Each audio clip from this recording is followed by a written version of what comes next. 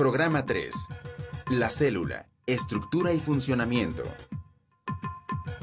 Propósito. Que el alumno identifique a la célula como el componente básico de todos los seres vivos y sea capaz de diferenciar una célula procarionte de una eucarionte, así como identificar sus componentes. Hola, ¿qué tal? ¿Cómo los trata la vida? A mí muy bien, porque me da muchísimo gusto poder saludarlos en este programa donde hablaremos a fondo de la unidad más pequeña de la que estamos hechos todos los seres vivos. Ya sabes, plantas, animales, algas, hongos, microorganismos e incluidos estamos nosotros.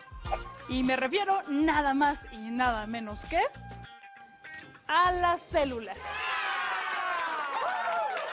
Veremos su estructura y con esto quiero decir cada una de sus partecitas y su funcionamiento, o como quien dice, a qué se dedican. Sus tareas son muchísimas porque integran y hacen funcionar todos nuestros órganos, como los ojos, el cerebro, la piel. Todo está formado por células organizadas entre sí de manera diferente. Pero ¿cómo sucede esto? Son muchas las respuestas a esta pregunta, pero como siempre he dicho, lo mejor es comenzar por el principio. Todos los seres vivos están compuestos por células. Existen organismos, como las bacterias, que se componen de una sola célula, y organismos más grandes, como los peces, que están formados por muchas. Pero en todos los casos, en la célula se llevan a cabo todas las funciones que definen la vida, es decir, la reproducción, el desarrollo y crecimiento, la nutrición y respiración, y finalmente la muerte. Este sencillo postulado es parte de la teoría celular y resulta de varios siglos de estudios enfocados a los seres vivos. El descubrimiento de la célula fue posible gracias a la invención del microscopio, el cual nos permite observar con detalle objetos pequeños que no se distinguen a simple vista. El término célula fue acuñado en 1665 por Robert Hooke, quien observó cortes de corcho al microscopio y notó que estaba formado por pequeñas estructuras que parecían celdas, a las cuales llamó células o celdillas. Años después de la aportación de Hooke, y gracias a la contribución de muchos y reconocidos científicos, fue posible postular la teoría celular, sumamente sencilla pero de gran importancia para el estudio de la biología. Esta teoría establece que todos los seres vivos están compuestos por células. Toda célula proviene de una célula preexistente. Y todas las funciones vitales de los organismos ocurren dentro de las células. Esto se parece un poco a la clásica pregunta, ¿qué fue primero, el huevo o la gallina? Porque si de acuerdo con la teoría celular, toda célula proviene de una célula preexistente, entonces, ¿de dónde vino la primera célula? ¿Siempre ha habido células en el mundo? Pues la respuesta es algo que tú solito podrás sacar en conclusión viendo lo siguiente. Existen muchas teorías sobre cómo surgió la vida. Algunas dicen que la vida surgió fuera del planeta. Otras que en un mundo caliente, pero la más aceptada hasta el momento es la que postula que las sustancias orgánicas surgieron químicamente a partir de compuestos inorgánicos que se encontraban disueltas en los mares primitivos. Esta teoría fue propuesta por Oparin y Haldane en 1929, quienes afirmaban que la vida surgió hace unos 3.500 millones de años. En ese entonces, elementos como el hidrógeno, el oxígeno, el nitrógeno y el carbono estaban disponibles en el agua, formando una especie de caldo primitivo. Se trataba de un ambiente muy hostil. La Tierra era un planeta muy caliente, dominado por rayos y erupciones volcánicas, por lo que había mucha energía disponible en el entorno en forma de calor, electricidad, radioactividad y radiación solar. En estas condiciones, pero dentro de microambientes relativamente protegidos del medio hostil, se formaron moléculas cada vez más complejas que dieron lugar a proteínas y ácidos nucleicos, como el ADN y ARN. Con el paso de cientos de miles, quizá millones de años, empezaron a formarse membranas como la membrana plasmática y los demás organelos celulares. Los ácidos nucleicos existen dentro de las células de todos los seres vivos y contienen la información necesaria para formar y mantener un organismo. Se dividen en dos tipos, el ácido desoxirribonucleico o ADN y el ácido ribonucleico o ARN. El ADN es una cadena doble, en donde cada eslabón está formado por un azúcar, la desoxirribosa, una base nitrogenada y un grupo fosfato. Ambas cadenas se unen por puentes de hidrógeno, que son uniones débiles pero muy abundantes. En el ADN encontramos 4 tipos de bases nitrogenadas: adenina, citosina, timina y guanina. Cada una de las células de un organismo contiene la misma información genética, pero sus características particulares varían de un organismo a otro, y más de una especie a otra. Así, las células de los animales son diferentes a las de las plantas, y estas a su vez son diferentes a las células de hongos y bacterias. Dentro de un mismo organismo se pueden organizar diferentes tipos celulares, que varían en forma y en el tipo y cantidad de organelos, aunque el ADN de cada uno de ellos sea exactamente el mismo. En los animales, por ejemplo, tenemos células de la piel que son completamente diferentes a las células de las neuronas de nuestro cerebro o a las células que conforman la sangre. Una neurona es una célula del sistema nervioso y aunque en esencia está formada de lo mismo que nuestras demás células, pues no se parece a las que forman la piel de nuestras manos o las del hígado. Afortunadamente, porque si no yo creo que pareceríamos esponjas de mar. ¿Ah? En fin, esto mismo sucede con otros organismos como las plantas. Así, las células que almacenan nutrimentos son completamente diferentes que las que actúan de sostén.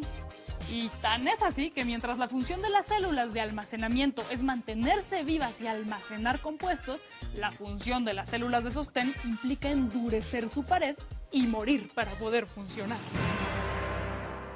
Vaya que es drástica la división de funciones celulares.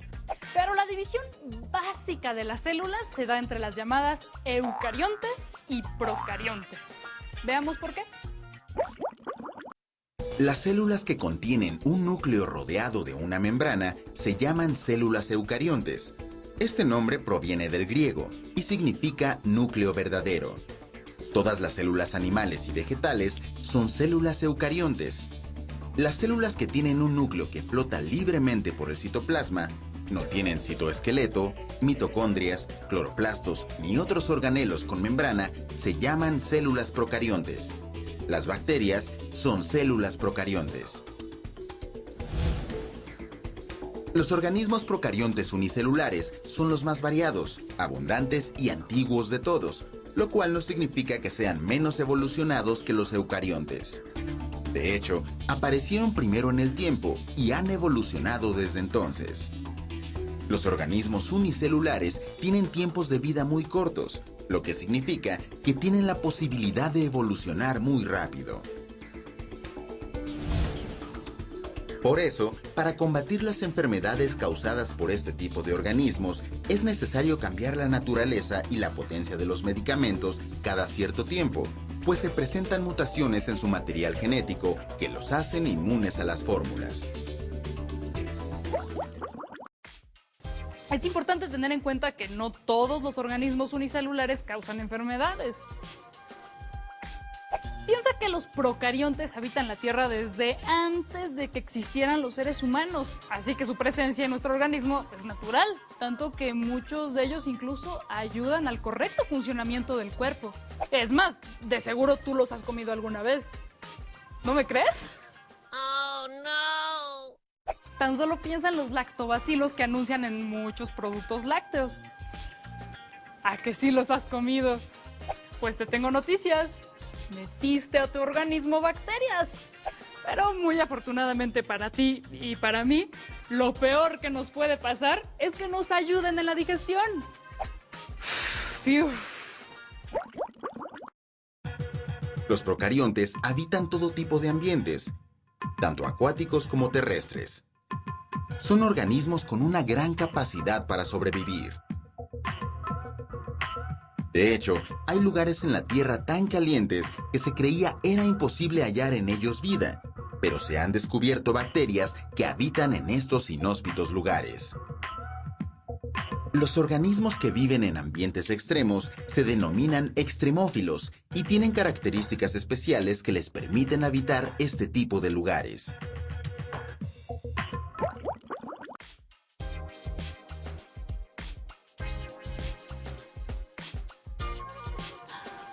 ¿Viste lo que vi? ¿A poco no traemos la idea de que los procariontes son organismos más simples, menos complejos? Pero la realidad es que este tipo de células han sobrevivido en la Tierra durante miles de millones de años y han logrado colonizar ambientes a los que ningún eucarionte ha llegado. La verdad, también las células eucariontes tienen su encanto. Los organismos eucariontes son muy variados y pueden ser tanto unicelulares como formar seres pluricelulares. Entre los organismos pluricelulares se encuentran los animales, las plantas y los hongos. Y entre los unicelulares están los protozoarios y las algas. Aunque todas estas son células eucariontes, su estructura es muy diferente dependiendo del grupo del que se trate. Las células de plantas, algas y hongos presentan una pared que ayuda a mantener su estructura y a proteger su interior, pero en cada caso su composición es diferente. La pared de las plantas está compuesta de celulosa, mientras que la de los hongos es de quitina, y la de las algas puede estar compuesta de glicoproteínas, polisacáridos o dióxido de silicio. Antiguamente, los hongos se clasificaban dentro de las plantas, pero no están equipados para llevar a cabo la función fotosintética.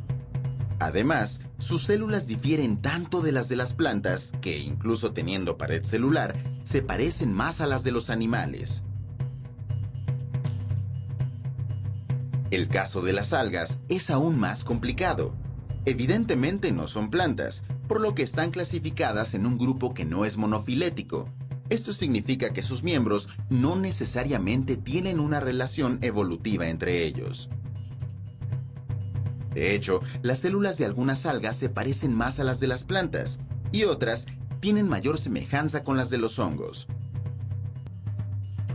Las algas pertenecen al reino Monera, al que incluso se le llama reino basura, porque comprende muchos organismos que no pudieron clasificarse en ningún reino. En el reino Monera se clasifican un buen número de organismos procariotas, pero a diferencia de ellos, las células de las algas sí tienen organelos, que son todas estas estructuras que se encuentran en el citoplasma de la célula eucarionte. Echemos un vistazo.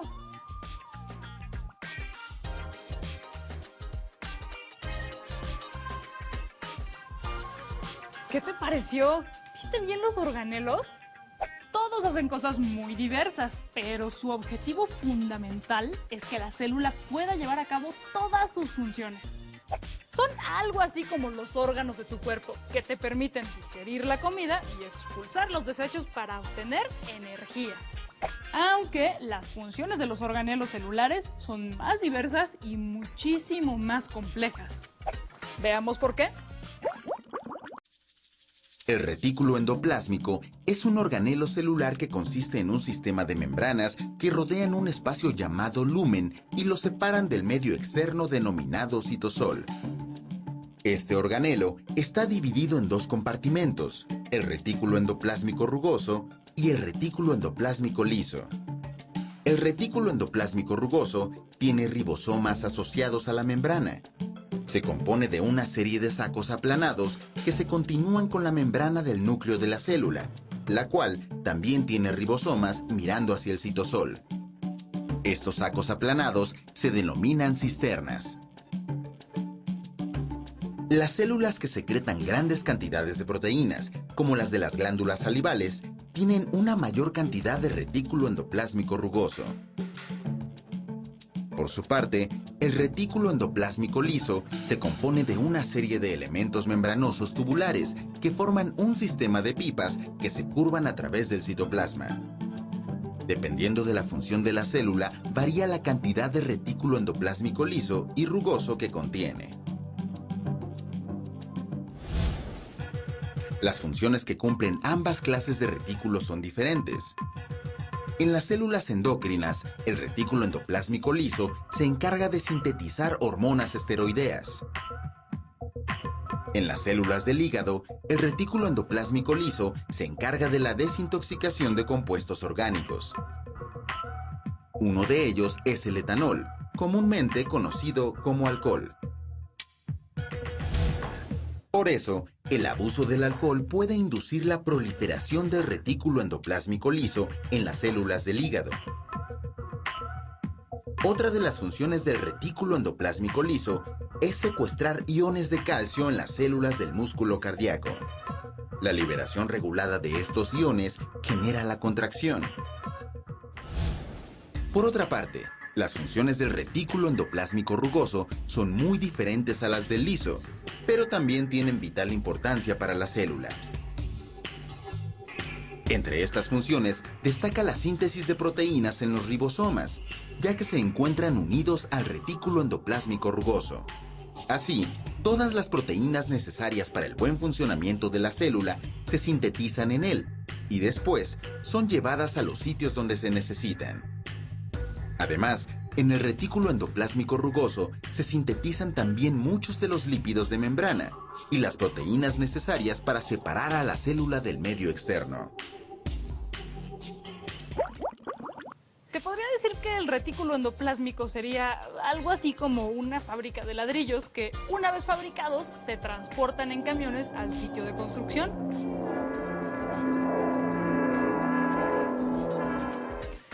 En la célula, el equivalente de los camiones son las vesículas, que no son otra cosa más que burbujas conteniendo algún material en su interior. ¿Hacia dónde van esas vesículas?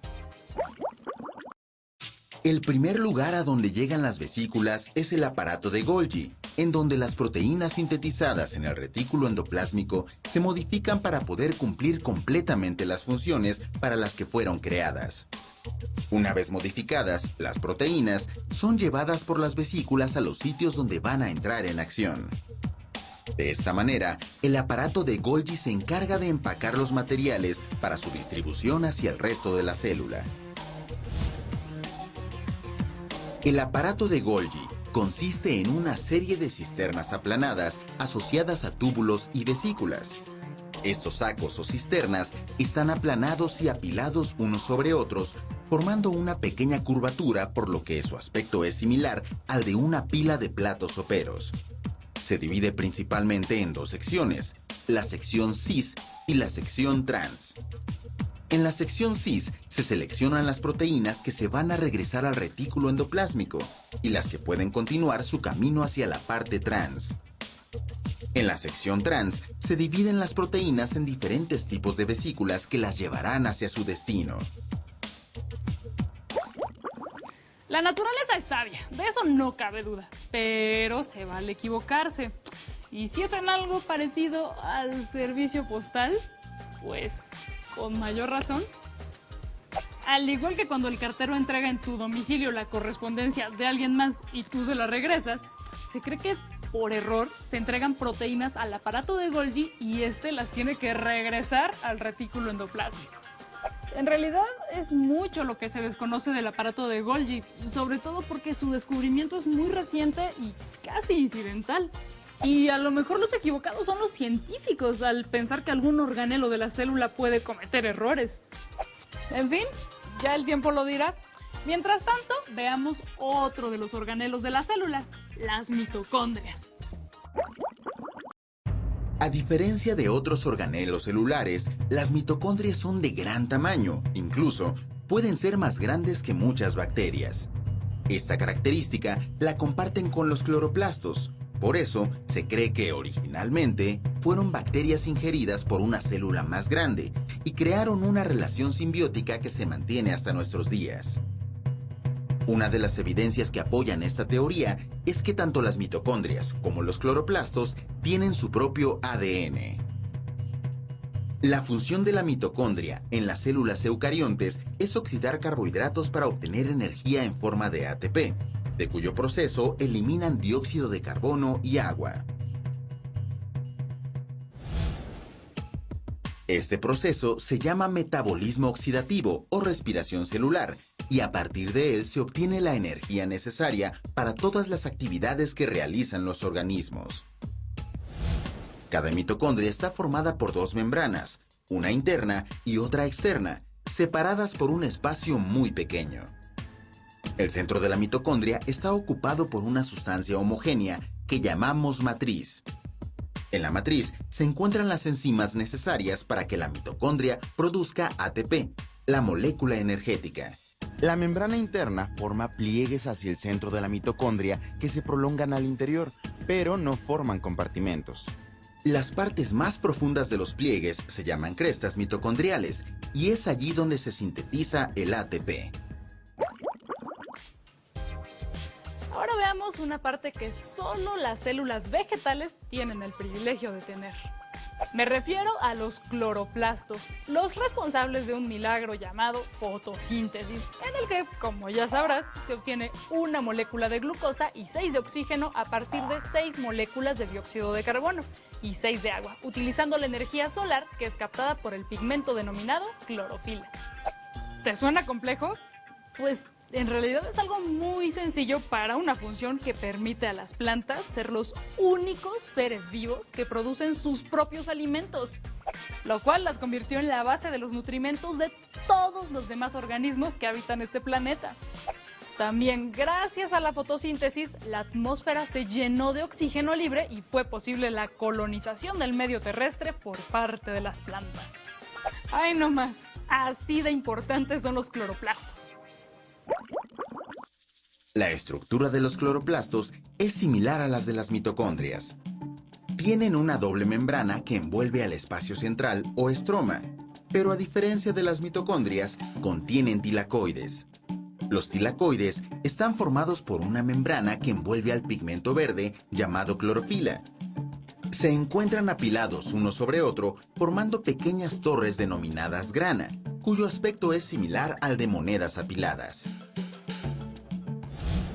En las células vegetales, la digestión de compuestos se lleva a cabo en las vacuolas, mismas que almacenan temporalmente una gran variedad de compuestos, entre los que se encuentran las armas químicas que las plantas utilizan para defenderse.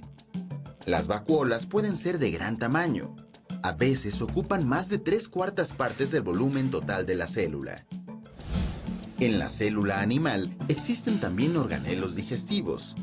Estos son los lisosomas, que se encargan de degradar sustancias innecesarias, degenerando incluso organelos completos para que sean reemplazados. Su aspecto es básicamente el de vesículas, con la particularidad de que los lisosomas contienen enzimas digestivas. Por lo general, estos organelos son muy abundantes en las células que intervienen en la defensa de los organismos. Si Oparin y Haldane tienen razón, han pasado ya cerca de 3.500 millones de años desde que surgió la vida. Y aunque podríamos decir que hoy en día sabemos bastante de las partes y funciones de la célula, todavía falta mucho por descubrir. Pero que el tiempo está a nuestro favor. Podemos tardarnos otros 3.500 millones de años en llegar a saber todo sobre este laboratorio de la vida que es la célula. Total, no tenemos prisa. Al menos yo no. ¿Y tú? Bueno, nos vemos luego. ¡Hasta pronto!